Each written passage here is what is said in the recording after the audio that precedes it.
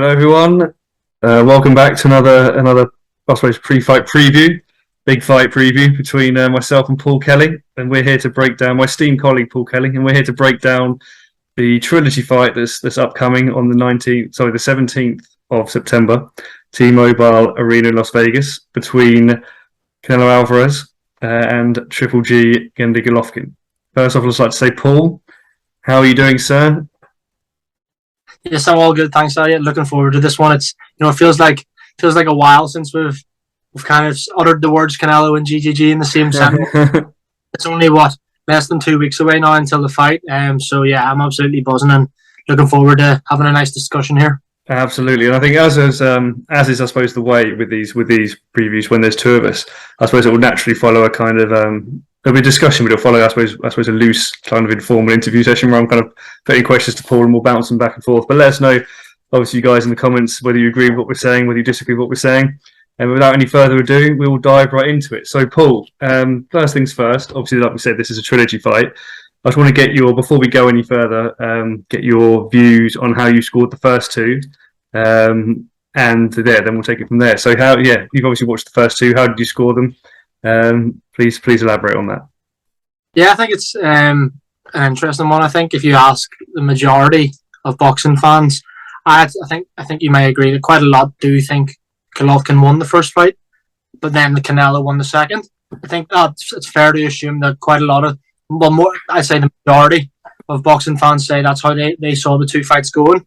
And I had when I looked at that question, when you put that question to me, I kind of just said to myself, because I remember what I thought happened in my head in these two fights and what I remember seeing. Then it dawned on me that I just said to you off camera. When I was at uni and had a load of spare time, and couldn't be bothered going out or whatever, or didn't want to do any of my lecture notes or whatever, I used to watch a lot of fights on YouTube with no sound, like ones that were generally quite close and that were there was contentious decisions in. So funnily enough, I watched both Golovkin Canelo fights and done my own scoring for them. So if you're going to ask me about the first two fights, I had the first fight I had to watch 2 or 3 times because I watched it in a nightclub for the first time. Watched it a few days later. And I definitely had 110%, no doubt about it, had Golovkin winning the first fight. I actually, looking back at the scorecard thing that I just mentioned there, I had it 116, 113. So I suppose I had it, what's that, 8-5 and a tie? No, sorry, 7-5 and a tie. So yeah, I saw it 7-5 and a tie, and I think I was probably being even more generous to Canelo than I should have been. But I don't think in my opinion, I think Golovkin 100% won that first fight. In terms of the second, yeah, this is the one, and I can see why people favoured Canelo in this fight.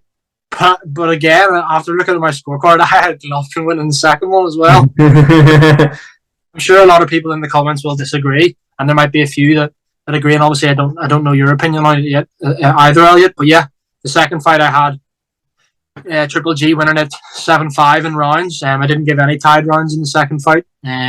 So yeah, for me, this is a trilogy that we shouldn't be seeing because Golovkin is 2-0 up and there's no need for a third one. But yeah, no, definitely a fight that still captures the imagination.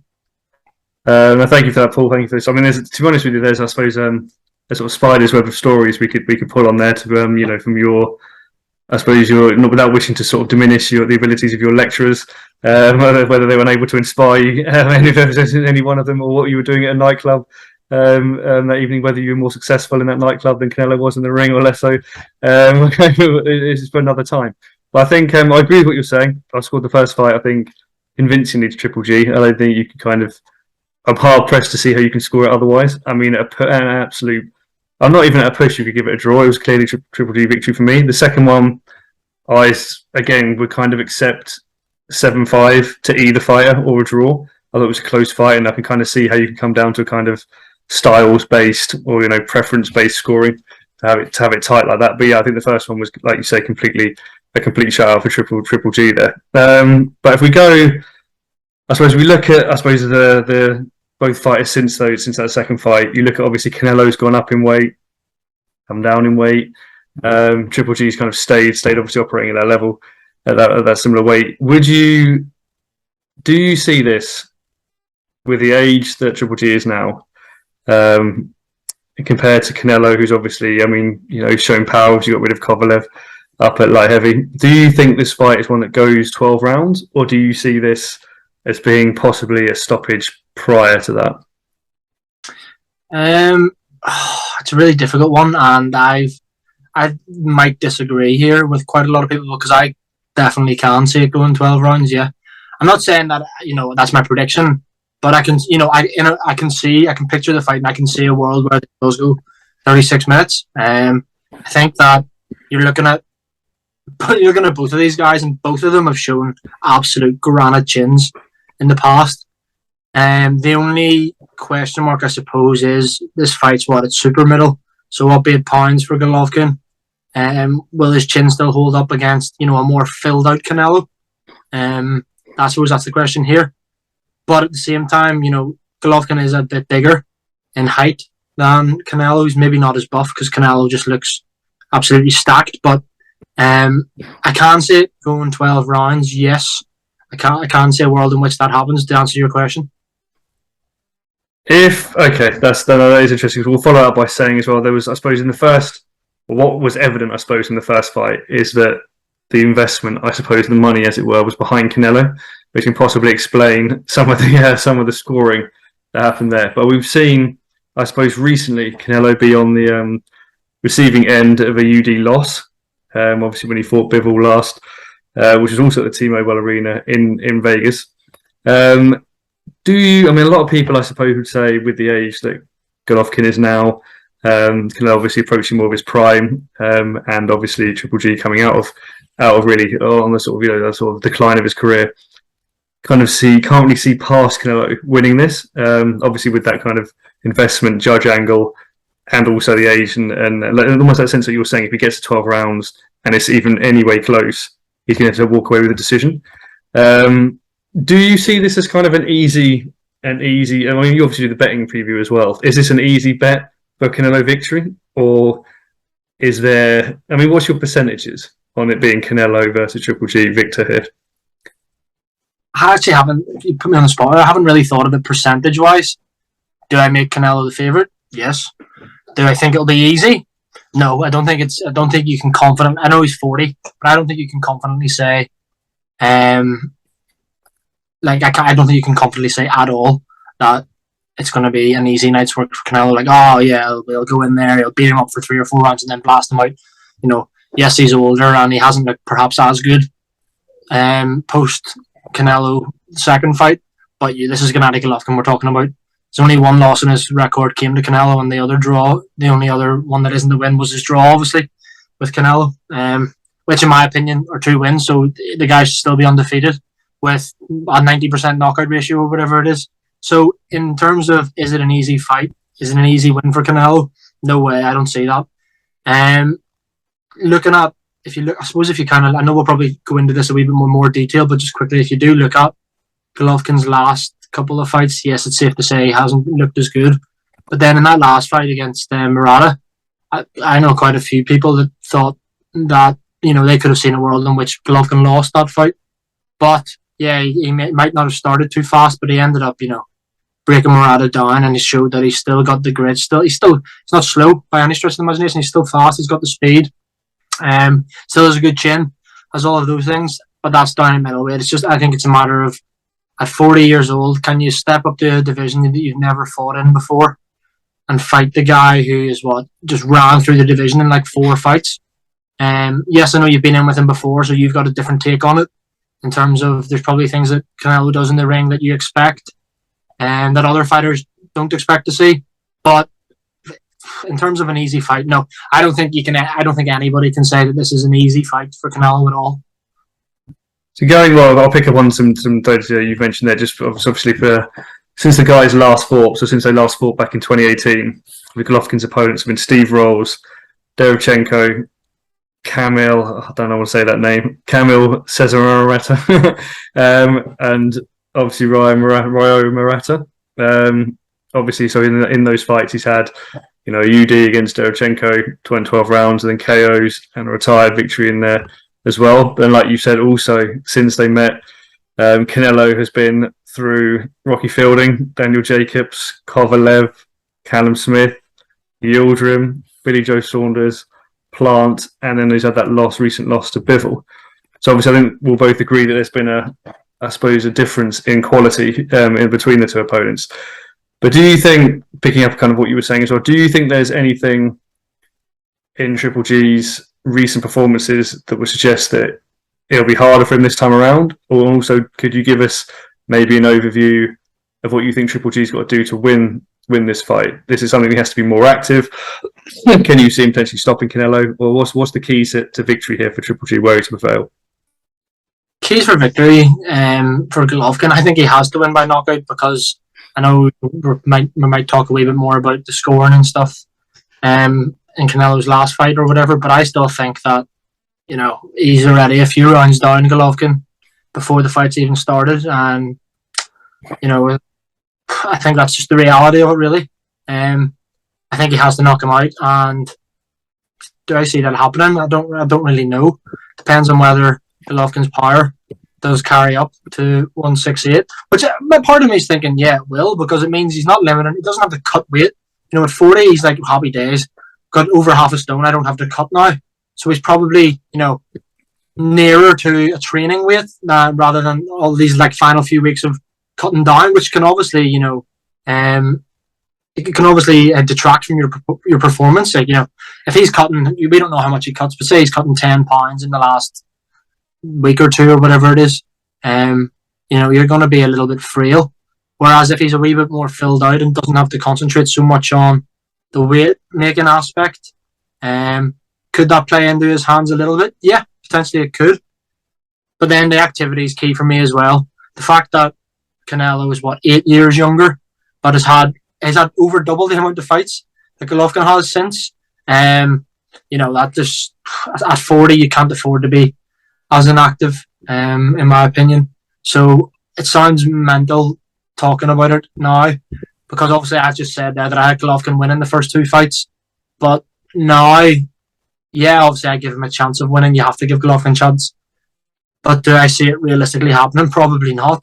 So I've gone completely 180 here and gone from 2 Golovkin wins to probably thinking that unless he somehow knocks him out, and we don't know Canelo. I know Canelo got beat last time, but he doesn't seem like the type of guy that's going to, he's going to let that affect him. Be like, oh, I lost last time out. He's not going to be, I don't think he's going to be gun shy or anything. Canelo probably just thinking, yeah, I was at a weight division. I was just biting off more than I can chew there. Who cares? I'll go back down to 168 and maul everyone else again. That's probably his mentality. So I don't think he's going to be gun shy or anything. So yeah, I think that Golovkin does have to stop Canelo, but it's highly unlikely to me that happens come 17th of September. That's very interesting you say that, and I think we'll pick up just on what you were saying there, really, because you've obviously, I suppose, articulated the sense that Canelo will be still fairly infallible on the scorecards. Essentially, he will have to be stopped in order to lose. But as we were saying, this fight is it's being held at super middleweight for the IBF, WBA, WBC, and WBO belts. So obviously a lot at stake. But what I want to get from you really, we're going to come to a prediction last. We're going to finish the video on a slight prediction. Obviously, we can move it near the time when you see the guys weigh in and work out, etc. But we're going to ask your impression last. Before that, so this is our preceding question. What I'm going to ask you really is, should, for both men, whoever wins, whoever loses, if you could just give us, I suppose it's going to be quite a lengthy answer perhaps, because we're looking for win and lose scenarios for both men. Where would they go? Where would they go from here? If you just give us a little summary of where you think they both go, Paul, that'd be fantastic for our viewers and fantastic for me to also listen to. Yeah, no worries. I'll go with Golovkin first, because he won the first 2 fights in my opinion. Yeah, I think that Golovkin wins next weekend or the weekend after. What does he do? He's basically done everything he can do. He's finally got that solidified win over Canelo, even though he probably thinks in his head that that's the 3rd time he's beaten him. For me, is he going to hang around at super middleweight and want to defend all those titles become fragmented and stuff at his age. Probably this might come as a surprise to some people, it might not to others. But I think that win or lose, I think best bet for Golovkin is to hang the gloves up. If he wins, he's going out on top. Never been beaten once, but avenge the loss. Arguably didn't lose that. More or less an impeccable record. Done it at middleweight, and then now beat the super middleweight king. I don't think there's any. He can't really better that, in my opinion. He could always defend the belts against the super middleweights hanging about on the fringe world level on the contenders. But would he want to do that at his age? I would just ride off into the sunset if I was him. Similarly, if he loses, well, I suppose if he loses, he might just say, "Yeah, it wasn't my weight. I'm going to go back down to middleweight." But then again, does he want to start cutting all that weight and stuff again? I'm 80% certain that this could be Golovkin's last fight, whether he wins or loses. And moving on to Canelo, then I think that it's a really interesting one because I haven't really thought about if he loses, because I do think he'll win. But if he does lose, what does Canelo do? If he loses, you could do again. He's just be like, yeah. Could there be another? Would he say, yeah, fourth Golovkin fight here? Let's go. Because then it would be what 1-1-1. So then next one is has defines that kind of era of the two. But if he wins, I think we'll see Canelo stay at 168. Maybe fight the likes of David Benavidez, I know who's undefeated. People are singing his name. They want to fight Canelo. Then Andrade's moved up. There's rumors he's fighting Zach Parker. Does a winner of that get a Canelo shot? I think there's more chance of it happening if Andrade wins. I don't really see Zach Parker fighting Canelo. But similarly, again, you might think, yeah, you know what, light heavyweight, let's give it another go. What can I lose? But some media people and press have put the question to Canelo about would he ever want to come over and fight in the UK. And we've got 3 good light heavyweights, well, 4 or more. The 3 top level light heavyweights in Callum Smith, Anthony Yarde, and Joshua Buatsi here. All 3 of them, I'm sure would. I know Callum Smith's already been beaten by Canelo, so unlikely to be him. But if you're Anthony Yarde or Joshua Buatsi, yeah, you're taking that Canelo fight, no problem, because you'll get paid a shitload of money for it. And the positives outweigh the negatives in terms of if you win, you are the guy, you are the man. So I think that could maybe be an option. But yeah, that's kind of how I see both fighters' roads going after 17th of September. I agree with you. I think in a way I feel like if Golovkin wins, he should definitely retire. I feel like if he loses, he probably should retire as well. But I feel like they might be tempted for one more just to go out with a victory potentially. I mean, Eubank might find his pen. He might fight that fight maybe. But like with you, Canelo, it's difficult to see. I think Canelo will probably win as well. So it's that sense of where does he? I mean, you can, like you say, you can go wherever. You can fight Benavidez, go up to light heavy again, go down even to as well. So it's kind of a case of whether he wants to go. He's a money fighter, isn't he? Still. So what we're going to do, we've obviously come to the end of this preview, but we're not going to let you go, Paul, as a man who oversees our betting show, as a man who is very active in the prediction market as well. We're going to ask you for an initial prediction, who you think's going to win, and the method. Obviously, I'm expecting, this is like to caveat this by saying, it might change over time. You might fine tune it when you see obviously the fight week coverage, but just this far out where we are now, how do you see it going? Yeah, I just can't see anything other than a Canelo win, and unfortunately, people probably know I'm not the biggest fan of Canelo, thanks to his controversies and stuff in the past. But I mean, I really hope Golovkin does win. But being completely impartial and putting a proper boxing prediction head on it, I think that Canelo will win via unanimous decision. Brilliant, Paul. I'm going to stand with you on that as well. I think Canelo will win by decision as well. Unanimous decision it will be. But guys, thank you very much, obviously, for tuning in and watching us break down this trilogy fight. Tune in, as Paul says, on the 17th of September to see how it plays out. Let us know what you think to any of the comments made below in our comments section. Feel free to, I suppose, throw us polite feedback, mild abuse, engage and listen. And thank you very much, guys, for everything. Thank you very much, Paul, for joining me again. and we look forward to the fight. Cheers, all the best. Thank you.